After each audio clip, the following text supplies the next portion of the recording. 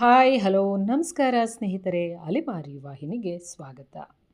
ಈ ವರ್ಷದ ನನ್ನ ಮೊಟ್ಟ ಮೊದಲ ಪ್ರವಾಸ ತಿರುಮಲ ಮತ್ತು ಕಾಳಹಸ್ತಿಯ ಕಡೆಗೆ. ತುಂಬ ದಿನಗಳಿಂದ ತಿರುಮಲದಲ್ಲಿ ಕಲ್ಯಾಣೋತ್ಸವ ಮಾಡಿಸ್ಬೇಕು ಅಂತ ಟಿಕೆಟನ್ನು ಬುಕ್ ಮಾಡೋದಕ್ಕೆ ಟ್ರೈ ಮಾಡ್ತಿದ್ವಿ, ಸಿಗ್ತಾನೆ ಇರಲಿಲ್ಲ. ಈ ಬಾರಿ 2026ರಲ್ಲಿ ಮೊದಲ ಬಾರಿಗೆ ನಮಗೆ ಕಲ್ಯಾಣೋತ್ಸವ ಬುಕ್ಕಿಂಗ್ ಸಿಕ್ಕಿದೆ. ಆದ್ದರಿಂದ ನಾನು ಮತ್ತು ನನ್ನ ಗೆಳತಿ ತಿರುಮಲದ ಕಡೆ ಹೊರಟಿದ್ದೇವೆ. ಪ್ರತಿದಿನ ಬೆಂಗಳೂರಿನಿಂದ ತಿರುಪತಿಗೆ ಸಾಕಷ್ಟು ಟ್ರೈನ್ಗಳು, ಬಸ್ಗಳು ಹೊರಡುತ್ತೆ. ನಿಮಗೆ ಯಾವುದು ಅನುಕೂಲನೋ ಅದರಲ್ಲಿ ಟಿಕೆಟನ್ನು ಬುಕ್ ಮಾಡಿಕೊಂಡು ತಿರುಪತಿಯನ್ನು ತಲುಪಿ ತಿರುಮಲವನ್ನು ತಲುಪಬಹುದು. ನಾವು ಬೆಂಗಳೂರಿನಿಂದ ಪ್ರತಿದಿನ ರಾತ್ರಿ 8:20ಕ್ಕೆ ಹೊರಡುವಂತಹ ಚಾಮರಾಜನಗರ ತಿರುಪತಿ ಎಕ್ಸ್ಪ್ರೆಸ್ಸಲ್ಲಿ ಟಿಕೆಟನ್ನು ಬುಕ್ ಮಾಡಿಕೊಂಡು ತಿರುಪತಿಯ ಕಡೆಗೆ ಹೊರಟ್ವಿ. ಬೆಂಗಳೂರಿನಿಂದ ತಿರುಪತಿ 250 ಕಿಲೋಮೀಟರ್ ದೂರದಲ್ಲಿದ್ದು ಸುಮಾರು 5ರಿಂದ 6 ಗಂಟೆಗಳ ಕಾಲದ ಪ್ರಯಾಣ ಆಗುತ್ತೆ. ನಾವು ತಿರುಪತಿ ಕಡೆ ಹೊರಟಿದ್ದ ದಿನ ಟ್ರೈನ್ 20 ನಿಮಿಷ ಲೇಟಾಗಿ ಬಂದು ರಾತ್ರಿ 8:40ಕ್ಕೆ ಬೆಂಗಳೂರನ್ನು ಬಿಟ್ಟಂತಹ ಟ್ರೈನ್ ಬೆಳಗಿನ ಜಾವ 3:45ಕ್ಕೆ ತಿರುಪತಿಯನ್ನು ತಲುಪಿತು. ಟ್ರೈನನ್ನು ಇಳಿದು ಮುಖ ತೊಳ್ಕೊಳ್ಳೋಣ ಅಂತ ನೋಡಿದ್ವಿ, ಅಲ್ಲೆಲ್ಲೂ ನಲ್ಲಿನೇ ಕಾಣಿಸ್ಲಿಲ್ಲ. ಆದ್ದರಿಂದ ಹೇಗಿದ್ದರೂ ಕಾಳಹಸ್ತಿಗೆ ಹೋಗ್ತೀವಲ್ಲ, ಅಲ್ಲೇ ರೂಮ್ ಮಾಡಿ ಫ್ರೆಶ್ ಅಪ್ ಆಗೋಣ ಅಂತ ಹೊರಗಡೆ ಬಂದ್ವಿ. ನೋಡಿ, ಅರ್ಲಿ ಮಾರ್ನಿಂಗ್ 3:45 ಎಷ್ಟು ಜನ ಇದ್ದಾರಲ್ವ. ತಿರುಪತಿಯಲ್ಲೇ ರೂಮ್ ಬುಕ್ ಮಾಡ್ಕೋತೀರಾ ಅಂದರೆ ರೈಲ್ವೆ ಸ್ಟೇಷನ್ ಅಕ್ಕಪಕ್ಕದಲ್ಲೇ ಸಾಕಷ್ಟು ರೂಮ್ಗಳು ಸಿಗುತ್ತೆ. ಮತ್ತು ರೈಲ್ವೆ ಸ್ಟೇಷನ್ ಪಕ್ಕದಲ್ಲೇ ವಿಷ್ಣು ನಿವಾಸ ಅಂತ ಇದೆ, ಅಲ್ಲೂ ಕೂಡ ರೂಮ್ಗಳನ್ನು ಬುಕ್ ಮಾಡ್ಕೋಬಹುದು.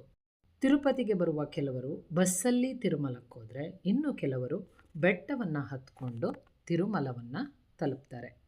ತಿರುಪತಿಯಿಂದ ತಿರುಮಲಗೆ ಬಸ್ಸಲ್ಲಿ ಹೋಗಬೇಕು ಅಂದ್ಕೊಂಡ್ರೆ ರೈಲ್ವೆ ಸ್ಟೇಷನ್ ಪ್ಲಾಟ್ಫಾರಮಿಂದ ಮೆಟ್ಲಿಳಿದು ಕೆಳಗಡೆ ಬರ್ತಿದ್ದಾಗೆ ಅಲ್ಲಿ ಟಿಕೆಟನ್ನು ಇಶ್ಯೂ ಮಾಡ್ತಿರ್ತಾರೆ.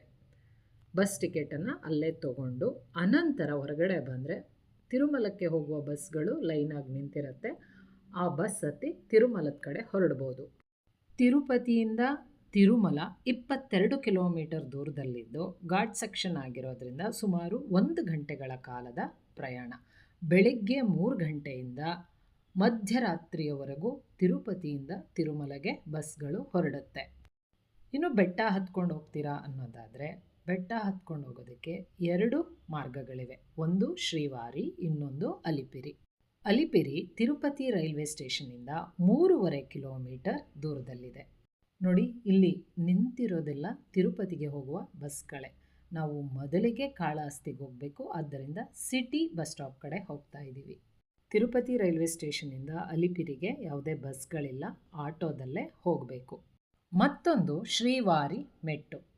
ತಿರುಪತಿ ರೈಲ್ವೆ ಸ್ಟೇಷನ್ನಿಂದ ಶ್ರೀವಾರಿ ಮೆಟ್ಟು 16 ಕಿಲೋಮೀಟರ್ ದೂರದಲ್ಲಿದೆ. ಇಲ್ಲಿಗೆ ಸಾಕಷ್ಟು ಬಸ್ಗಳು ಹೊರಡುತ್ತೆ, ಬಸ್ಸಲ್ಲಿ ಹೋಗಬಹುದು.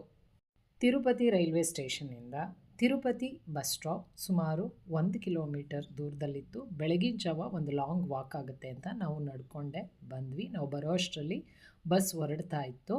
ಆ ಬಸ್ಸನ್ನು ಹತ್ಕೊಂಡು ನಾವು ಶ್ರೀಕಾಳಹಸ್ತಿ ಕಡೆ ಹೊರಟ್ವಿ. ತಿರುಪತಿಯಿಂದ ಶ್ರೀಕಾಳಹಸ್ತಿ 42 ಕಿಲೋಮೀಟರ್ ದೂರದಲ್ಲಿದೆ. ಸುಮಾರು 1 ಗಂಟೆಗಳ ಕಾಲದ ಪ್ರಯಾಣ. ಬಸ್ ಚಾರ್ಜ್ ಒಬ್ಬರಿಗೆ 65 ರೂಪಾಯಿಗಳು. ಶ್ರೀಕಾಳಹಸ್ತಿಯು ಆಂಧ್ರ ಪ್ರದೇಶದ ಚಿತ್ತೂರು ಜಿಲ್ಲೆಯ ಸುವರ್ಣಮುಖಿ ನದಿಯ ಪೂರ್ವ ಭಾಗದಲ್ಲಿದೆ. ಬೆಳಗ್ಗೆ 5 ಗಂಟೆಗೆ ತಿರುಪತಿಯನ್ನು ಬಿಟ್ಟು ಕಾಳಹಸ್ತಿ ತಲುಪುವಷ್ಟರಲ್ಲಿ ಬೆಳಗಿನ ಜಾವ 6 ಗಂಟೆ ಆಗಿತ್ತು. ಕಾಳಹಸ್ತಿ ದೇವಾಲಯದ ಅಕ್ಕಪಕ್ಕದಲ್ಲಿ ಸಾಕಷ್ಟು ಹೋಟೆಲ್ಗಳಿವೆ. ಇಲ್ಲಿ ಫ್ರೆಶ್ ಅಪ್ಗೆ ಒಬ್ಬರಿಗೆ 100 ರೂಪೀಸ್ ತೊಗೋತಾರೆ. ನಾವು ದೇವಾಲಯದ ಪಕ್ಕದಲ್ಲಿದ್ದ ಹೋಟೆಲ್ಗೆ ಹೋಗಿ ಫ್ರೆಶ್ ಅಪ್ ಆಗಿ ದೇವಸ್ಥಾನ ತಲುಪುವಷ್ಟರಲ್ಲಿ 7 ಗಂಟೆ ಆಗಿತ್ತು. ಗೇಟ್ ನಂಬರ್ 4ರ ಮೂಲಕ ನಾವೀಗ ದೇವಸ್ಥಾನದ ಒಳಗಡೆ ಹೋಗ್ತಾ ಇದ್ದೀವಿ. ಪಂಚಭೂತ ಕ್ಷೇತ್ರಗಳಲ್ಲಿ ಒಂದಾಗಿರುವಂತಹ ಶ್ರೀಕಾಳಹಸ್ತಿಯನ್ನು ದಕ್ಷಿಣ ಕಾಶಿ ಎಂದು ಕರೆಯಲಾಗುತ್ತೆ. ಇಲ್ಲಿನ ಗರ್ಭಗುಡಿಯಲ್ಲಿರುವ ಲಿಂಗವನ್ನು ವಾಯುಲಿಂಗ ಎಂದು ಕರೆಯಲಾಗುತ್ತೆ. ಈ ದೇವಾಲಯ ಬಹಳ ವಿಶೇಷವಾದ ದೇವಾಲಯವಾಗಿದ್ದು ಸೂರ್ಯಗ್ರಹಣ ಮತ್ತು ಚಂದ್ರಗ್ರಹಣದ ಸಮಯದಲ್ಲಿ ಭಾರತದಲ್ಲಿರುವ ಎಲ್ಲ ದೇವಾಲಯಗಳನ್ನು ಮುಚ್ಚಲಾಗಿರುತ್ತೆ.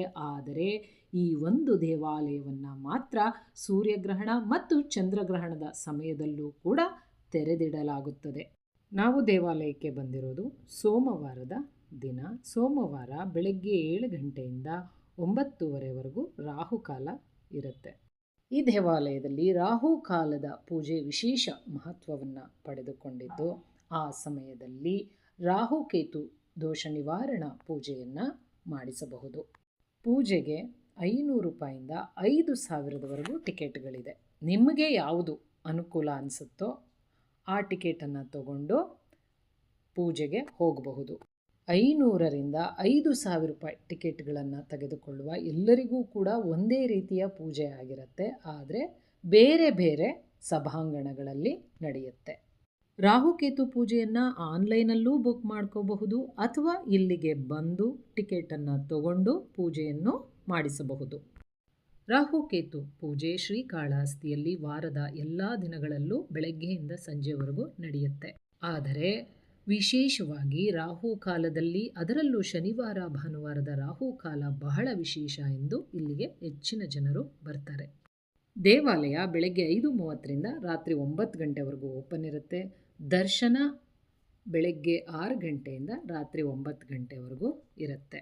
ದೇವಾಲಯವು ಬಹಳ ವಿಶಾಲವಾಗಿದ್ದು ಭಾರತದಲ್ಲಿರುವ ಅತಿ ದೊಡ್ಡ ದೇವಾಲಯಗಳಲ್ಲಿ ಶ್ರೀಕಾಳಹಸ್ತಿ ದೇವಾಲಯವು ಕೂಡ ಒಂದಾಗಿದೆ. ರಾಹುಕೇತು ಪೂಜೆ ಮಾಡಿಸುವ ಮುನ್ನ ಶಿವಪಾರ್ವತಿಯರ ದರ್ಶನ ಮಾಡುವ ಮೊದಲು ದೇವಾಲಯದ ಉತ್ತರದ ದ್ವಾರದಲ್ಲಿ ನೆಲದಡಿಯಲ್ಲಿ ಸುಮಾರು 30ರಿಂದ 35 ಅಡಿ ಕೆಳಗೆ ಇರುವ ಅಪರೂಪವಾದ ಅತ್ಯಂತ ಶಕ್ತಿಶಾಲಿಯಾದ ಪಾತಾಳ ಗಣಪನ ದರ್ಶನವನ್ನು ಮಾಡಬೇಕು. ಪಾತಾಳ ಗಣಪನ ಗುಡಿಯ ಬಾಗಿಲು ಪುಟ್ಟದಾಗಿದ್ದು ಮಕ್ಕಳು ಹೇಗೆ ಅಂಬೆಗಾಲಿಟ್ಕೊಂಡು ಹೋಗ್ತಾರಲ್ಲ ಹಾಗೆ ದೇವಾಲಯದ ಒಳಕ್ಕೆ ಹೋಗಿ ಸುಮಾರು 20 ಕಿರಿದಾದ ಮೆಟ್ಟಿಲುಗಳನ್ನು ಇಳಿದು ನೆಲಮಾಳಿಗೆಗೆ ತಲುಪಿ ಗಣಪನ ದರ್ಶನವನ್ನು ಮಾಡಬೇಕು. ಪಾತಾಳ ಗಣಪತಿಯ ದರ್ಶನವಾದ ನಂತರ ರಾಹುಕೇತು ದೋಷ ನಿವಾರಣಾ ಪೂಜಾ ಟಿಕೆಟನ್ನು ತಗೊಂಡಿದ್ರೆ ಮೊದಲಿಗೆ ರಾಹುಕೇತು ದೋಷ ನಿವಾರಣಾ ಪೂಜೆಯನ್ನು ಮುಗಿಸ್ಕೊಂಡು ಸ್ಪೆಷಲ್ ದರ್ಶನದ ಸಾಲಿನಲ್ಲಿ ದೇವರ ದರ್ಶನಕ್ಕೆ ಹೋಗಬಹುದು. ರಾಹುಕೇತು ದೋಷ ನಿವಾರಣಾ ಪೂಜೆ ಮಾಡಿಸ್ತಿಲ್ಲ ಅಂದರೆ ಡೈರೆಕ್ಟಾಗೆ ದರ್ಶನಕ್ಕೆ ಹೋಗಬಹುದು. ರಾಹುಕೇತು ಪೂಜೆಗೆ 2 ನಾಗಪ್ಪನ ವಿಗ್ರಹಗಳನ್ನು ಕೊಡ್ತಾರೆ. ಆ 2 ವಿಗ್ರಹಗಳಿಗೆ ಪೂಜೆಯಾದ ನಂತರ ಅದನ್ನು ತೆಗೆದುಕೊಂಡು ಹೋಗಿ ಶಿವನ ದರ್ಶನವನ್ನು ಮುಗಿಸಿ ನಂತರ ಪಾರ್ವತಿ ದೇವಿಯಾದ ಜ್ಞಾನ ಪ್ರಸನ್ನಾಂಬಿಕೆಯ ದರ್ಶನ ಮುಗಿಸಿದ ನಂತರ ದೇವಿಯ ದೇವಾಲಯದಲ್ಲಿರುವ ಹುಂಡಿಗೆ ಹಾಕಬೇಕು. ಇಲ್ಲಿ ಶಿವನನ್ನು ಕಾಳಹಸ್ತೇಶ್ವರನೆಂದು, ಪಾರ್ವತಿಯನ್ನು ಜ್ಞಾನ ಪ್ರಸನ್ನಾಂಬಿಕಾ ದೇವಿ ಎಂದು ಪೂಜಿಸಲಾಗುತ್ತದೆ. ಇನ್ನು ಈ ಸ್ಥಳಕ್ಕೆ ಶ್ರೀಕಾಳಹಸ್ತಿ ಎಂಬ ಹೆಸರು ಹೇಗೆ ಬಂತು ಎಂದು ತಿಳಿದುಕೊಳ್ಳೋಣ. ಶ್ರೀ ಎಂದರೆ ಜೇಡ, ಕಾಳ ಎಂದರೆ ಹಾವು, ಹಸ್ತಿ ಎಂದರೆ ಆನೆ. ಜೇಡ ಪ್ರತಿದಿನ ಶಿವಲಿಂಗದ ಸುತ್ತ ಬಲೆಯನ್ನು ನೇಯ್ದು ಶಿವಲಿಂಗಕ್ಕೆ ಯಾವುದೇ ಧೂಳು ಬೀಳದಂತೆ ನೋಡಿಕೊಳ್ಳುತ್ತಿತ್ತು. ಆನೆ ಪ್ರತಿದಿನ ಸುವರ್ಣಮುಖಿ ನದಿಯಿಂದ ಸೊಂಡಿಲಿನಲ್ಲಿ ನೀರನ್ನು ತಂದು ಶಿವಲಿಂಗಕ್ಕೆ ಅಭಿಷೇಕ ಮಾಡಿ ಬಿಲ್ವಪತ್ರೆಯಿಂದ ಪೂಜಿಸುತ್ತಿತ್ತು. ಹಾವು ಪ್ರತಿದಿನ ಶಿವಲಿಂಗವನ್ನು ರತ್ನಾಭರಣಗಳಿಂದ ಅಲಂಕರಿಸಿ ಪೂಜಿಸುತ್ತಿತ್ತು. ಈ 3 ಪ್ರಾಣಿಗಳು ಮತ್ತೊಂದಕ್ಕೆ ತಿಳಿಯದಂತೆ ಪ್ರತಿದಿನವೂ ಶಿವಲಿಂಗವನ್ನು ಪೂಜಿಸುತ್ತಿದ್ದವು. ಒಂದು ದಿನ ಹಾವು ಶಿವಲಿಂಗವನ್ನು ರತ್ನಾಭರಣಗಳಿಂದ ಅಲಂಕರಿಸಿ ಪೂಜಿಸಿದ ನಂತರ ಜೇಡ ಶಿವಲಿಂಗದ ಸುತ್ತ ದುಂಬು ಧೂಳು ಬೀಳದಂತೆ ಮಂದವಾದ ಬಲೆಯನ್ನು ಎಣೆಯಿತು. ಇದನ್ನು ತಿಳಿಯದ ಆನೆ ಸೊಂಡಿಲಿನಲ್ಲಿ ನೀರನ್ನು ತಂದು ಶಿವಲಿಂಗಕ್ಕೆ ಅಭಿಷೇಕ ಮಾಡಲು ಕೋಪಗೊಂಡ ಹಾವು ಆನೆಯ ಸೊಂಡಿಲನ್ನು ಹೊಕ್ಕಲು ಈ ಮಧ್ಯದಲ್ಲಿ ಆನೆ ಸೊಂಡಿಲು ಶಿವಲಿಂಗಕ್ಕೆ ತಗುಲಿ ಇದರ ಮಧ್ಯದಲ್ಲಿದ್ದ ಜೇಡ ಸಾಯುತ್ತದೆ. ಹಾವಿನ ವಿಷ ಆನೆಯ ದೇಹಕ್ಕೆ ಸೇರಿ ಆನೆ ಸಾಯುತ್ತದೆ. ಆನೆಯ ಸೊಂಡಿಲಿನಲ್ಲಿ ಸಿಕ್ಕಿ ಹಾಕಿಕೊಂಡಿದ್ದ ಹಾವು ಉಸಿರುಗಟ್ಟಿ ಸಾಯುತ್ತದೆ. ಈ 3ರ ಭಕ್ತಿಗೆ ಮೆಚ್ಚಿದ ಶಿವ ಈ 3 ಪ್ರಾಣಿಗಳಿಗೂ ಮೋಕ್ಷವನ್ನು ನೀಡುತ್ತಾರೆ. ಈ 3 ಪ್ರಾಣಿಗಳ ಕಾರಣದಿಂದಲೇ ಈ ಕ್ಷೇತ್ರಕ್ಕೆ ಶ್ರೀಕಾಳಹಸ್ತಿ ಎಂಬ ಹೆಸರು ಬಂದು ರಾಹುಕೇತು ಕ್ಷೇತ್ರವಾಗಿ ಪ್ರಸಿದ್ಧವಾಗುತ್ತದೆ. ಪುತ್ರ ಶೋಕದಿಂದ ಬಳಲಿ ಬಂದಂತಹ ವಶಿಷ್ಠ ಮಹರ್ಷಿಗಳಿಗೆ ಶಿವನು ಈ ಕ್ಷೇತ್ರದಲ್ಲಿ ಪಂಚಮುಖಿ ನಾಗಲಿಂಗೇಶ್ವರರಾಗಿ ದರ್ಶನವನ್ನು ನೀಡುತ್ತಾರಂತೆ. ಈ ಪಂಚಮುಖಿ ನಾಗಲಿಂಗೇಶ್ವರರ ರೂಪವನ್ನೇ ಬ್ರಹ್ಮದೇವರು ಕೂಡ ಅರ್ಚಿಸಿ ಪೂಜಿಸುತ್ತಾರಂತೆ. ಶಿವನು ನಾಗರೂಪದಲ್ಲಿ ನೆಲೆಸಿರುವ ಈ ಕ್ಷೇತ್ರಕ್ಕೆ ಬಂದು ಶಿವನನ್ನು ಅರ್ಚಿಸಿ ಪೂಜಿಸಿದರೆ ಸರ್ಪದೋಷ, ಕಾಳಸರ್ಪದೋಷ, ರಾಹುಕೇತು ದೋಷ ನಿವಾರಣೆಯಾಗುತ್ತದೆ ಎನ್ನುವುದು ಇಲ್ಲಿಗೆ ಬರುವ ಪ್ರತಿಯೊಬ್ಬ ಭಕ್ತರ ನಂಬಿಕೆ. ದೇವಾಲಯ ಬಹಳ ದೊಡ್ಡದಾಗಿದ್ದು ಭಾರತದಲ್ಲಿರುವ ಅತಿ ದೊಡ್ಡ ದೇವಾಲಯಗಳಲ್ಲಿ ಕಾಳಹಸ್ತಿ ದೇವಾಲಯವೂ ಕೂಡ ಒಂದಾಗಿದೆ. ಕಾಳಹಸ್ತೇಶ್ವರ ಮತ್ತು ಜ್ಞಾನಪ್ರಸನ್ನಾಂಬಿಕೆ ದೇವಿಯ ದರ್ಶನವನ್ನು ಮುಗಿಸಿ ನಾವೀಗ ಭಕ್ತ ಕಣ್ಣಪ್ಪನ ದೇವಾಲಯದ ಕಡೆ ಹೊರಟಿದ್ದೇವೆ. ಭಕ್ತ ಕಣ್ಣಪ್ಪ ಟೆಂಪಲ್ ಕಾಳಹಸ್ತೇಶ್ವರ ದೇವಾಲಯದ 4ನೇ ದ್ವಾರದ ಸಮೀಪ ಬೆಟ್ಟದ ಮೇಲಿದೆ. ಶ್ರೀ ಕಾಳಹಸ್ತೇಶ್ವರ ದೇವಾಲಯದ ಗರ್ಭಗುಡಿಗೆ ಯಾವುದೇ ಕಿಟಕಿಗಳಿಲ್ಲ. ಆದರೂ ಕೂಡ ಈ ದೇವಾಲಯದ ಗರ್ಭಗುಡಿಯಲ್ಲಿ ಉರಿಯುತ್ತಿರುವ ದೀಪ ಗಾಳಿ ಬೀಸಿದಾಗ ಹೇಗೆ ತೂಗಾಡುತ್ತೋ ಹಾಗೆ ತೂಗಾಡುವಂತೆ ಕಾಣಿಸುತ್ತೆ. ದೀಪ ಈ ರೀತಿ ತೂಗಾಡಲು ಕಾರಣವಾದಂತಹ ವಾಯು ಗರ್ಭಗುಡಿಯಲ್ಲಿರುವ ವಾಯುಲಿಂಗದಿಂದ ಬರುತ್ತಿದೆ ಎನ್ನುವುದು ಅಚಲವಾದ ನಂಬಿಕೆ. ಎಲ್ಲ ದೇವಾಲಯಗಳಲ್ಲೂ ಶಿವಲಿಂಗಕ್ಕೆ ಅಭಿಷೇಕವನ್ನು ಮಾಡ್ತಾರೆ. ಆದರೆ ಕಾಳಹಸ್ತಿಯಲ್ಲಿರುವಂತಹ ಕಾಳಹಸ್ತೇಶ್ವರ ಲಿಂಗಕ್ಕೆ ಅಭಿಷೇಕ ಮಾಡುವುದಿಲ್ಲ. ಇಲ್ಲಿ ಕೇವಲ ಕರ್ಪೂರದಿಂದ ಮಾತ್ರ ಅಭಿಷೇಕವನ್ನು ಮಾಡ್ತಾರಂತೆ. ಆದ್ದರಿಂದಲೇ ಈ ಲಿಂಗವನ್ನು ಕರ್ಪೂರ ಲಿಂಗ ಎಂದು ಕೂಡ ಕರೀತಾರೆ. ನೋಡಿ, 350 ಮೆಟ್ಲುಗಳನ್ನು ಹತ್ಕೊಂಡು ನಾವೀಗ ಬೇಡರ ಕಣ್ಣಪ್ಪ ಟೆಂಪಲ್ಗೆ ರೀಚ್ ಆದ್ವಿ. ಬೇಡರ ಜಾತಿಯ ಕಣ್ಣಪ್ಪ ಪ್ರತಿನಿತ್ಯ ತನ್ನ ಭಕ್ತಿಯ ಪರೀಕ್ಷೆಯಾಗಿ ಶಿವಲಿಂಗಕ್ಕೆ ತನ್ನ ಕಣ್ಣುಗಳನ್ನು ಅರ್ಪಿಸಿದ ಕಣ್ಣಪ್ಪನ ತ್ಯಾಗವನ್ನು ಸ್ಮರಿಸುವ ಈ ದೇವಾಲಯವು ಭಕ್ತನ ಅಚಲ ಪ್ರೀತಿ ಹಾಗೂ ಶಿವನ ಅನುಗ್ರಹಕ್ಕೆ ಸಾಕ್ಷಿಯಾಗಿ ನಿಂತಿದೆ. ದಂತಕಥೆಯ ಪ್ರಕಾರ ಕಣ್ಣಪ್ಪ ಪ್ರತಿನಿತ್ಯ ಶಿವಲಿಂಗಕ್ಕೆ ಭಕ್ತಿಯಿಂದ ಪೂಜಿಸುತ್ತಿರುತ್ತಾನೆ. ಶಿವನು ಕಣ್ಣಪ್ಪನ ಭಕ್ತಿಯನ್ನು ಪರೀಕ್ಷಿಸಲೆಂದು ಶಿವಲಿಂಗದಲ್ಲಿ ತನ್ನ 2 ಕಣ್ಣುಗಳನ್ನು ಮೂಡಿಸುತ್ತಾನೆ. ಶಿವಲಿಂಗದಲ್ಲಿ ಕಣ್ಣುಗಳನ್ನು ಕಂಡಂತಹ ಕಣ್ಣಪ್ಪ ಭಕ್ತಿಯಿಂದ ನಮಿಸಲು ಮುಂದಾದಾಗ ಶಿವಲಿಂಗದಲ್ಲಿರುವ ಒಂದು ಕಣ್ಣಿನಿಂದ ರಕ್ತವು ಸುರಿಯುತ್ತದೆ. ಕಣ್ಣಪ್ಪ ಸ್ವಲ್ಪವೂ ಯೋಚನೆ ಮಾಡದೆ ತನ್ನ ಕಣ್ಣನ್ನು ಕಿತ್ತು ಶಿವಲಿಂಗದಲ್ಲಿ ರಕ್ತ ಸುರಿಯುತ್ತಿರುವ ಕಣ್ಣಿನ ಜಾಗಕ್ಕೆ ಇಡುತ್ತಾನೆ. ಆ ಕಣ್ಣಿನಿಂದ ಸುರಿಯುತ್ತಿರುವ ರಕ್ತ ನಿಂತು ಹೋಗುತ್ತದೆ. ಮತ್ತೊಂದು ಕಣ್ಣಿನಿಂದ ರಕ್ತ ಸುರಿಯಲು ಪ್ರಾರಂಭವಾಗುತ್ತದೆ. ತಕ್ಷಣವೇ ಕಣ್ಣಪ್ಪ ತನ್ನ ಮತ್ತೊಂದು ಕಣ್ಣನ್ನು ಕಿತ್ತು ಶಿವನಿಗೆ ಅರ್ಪಿಸುತ್ತಾನೆ. ಕಣ್ಣಪ್ಪನ ಭಕ್ತಿಗೆ ಮೆಚ್ಚಿದ ಶಿವ ಪ್ರತ್ಯಕ್ಷನಾಗಿ ಕಣ್ಣಪ್ಪನಿಗೆ ಮುಕ್ತಿಯನ್ನು ಪ್ರಸಾದಿಸುತ್ತಾನೆ.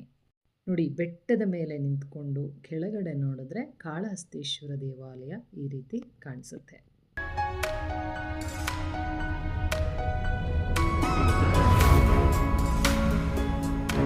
ಬೇಡರ ಕಣ್ಣಪ್ಪ ದೇವಾಲಯ ನೋಡಿಕೊಂಡು ಮೆಟ್ಲು ಇಳ್ಕೊಂಡು ಕೆಳಗಡೆಗೆ ಬಂದ್ವಿ. ಕಾಳಹಸ್ತೇಶ್ವರ ದೇವಾಲಯದ 4ನೇ ದ್ವಾರಕ್ಕೆ ಸಮೀಪದಲ್ಲಿ ಭಾರದ್ವಾಜ ತೀರ್ಥ ಇದೆ. ನೋಡಿ, ಇದೇ ದೇವಾಲಯದ 4ನೇ ದ್ವಾರ. ಈ ದ್ವಾರದಿಂದ ಹೊರಗಡೆ ಬಂದು ಎಡಭಾಗಕ್ಕೆ ಹೋದರೆ ಅಲ್ಲಿ ಭಾರದ್ವಾಜ ತೀರ್ಥ ಇದೆ. ನಿಮಗೆ ಗೊತ್ತಾಗಿಲ್ಲ ಅಂದರೆ ಅಲ್ಲಿ ಯಾರನ್ನಾದರೂ ಕೇಳಿದ್ರೆ ತೋರಿಸ್ತಾರೆ. ನಾನು ಲಾಸ್ಟ್ ಇಯರ್ ಕಾಳಹಸ್ತಿಗೆ ಬಂದಾಗ ಭಾರದ್ವಾಜ ತೀರ್ಥಕ್ಕೆ ಹೋಗಿದ್ದೆ, ಆದ್ದರಿಂದ ಈ ಬಾರಿ ಹೋಗಲಿಲ್ಲ. ನೋಡಿ, ಇದೇ ಕಾಳಹಸ್ತೇಶ್ವರ ದೇವಾಲಯದ 3ನೇ ದ್ವಾರ. ಇದರ ಎದುರುಗಡೆನೇ ಬಸ್ ಸ್ಟಾಪ್ ಇದೆ. ಅಲ್ಲಿಗೆ ಬಂದರೆ ತಿರುಪತಿಗೆ ಹೋಗುವ ಬಸ್ಗಳು ಸಿಗುತ್ತೆ. ನಾವೀಗ ಬಸ್ ಹತ್ತಿ ತಿರುಪತಿಯ ಕಡೆ ಹೊರಟ್ವಿ. ಇಲ್ಲಿಗೆ ಕಾಳಹಸ್ತಿ ಯಾತ್ರೆ ಸಂಪೂರ್ಣ ಆಯಿತು.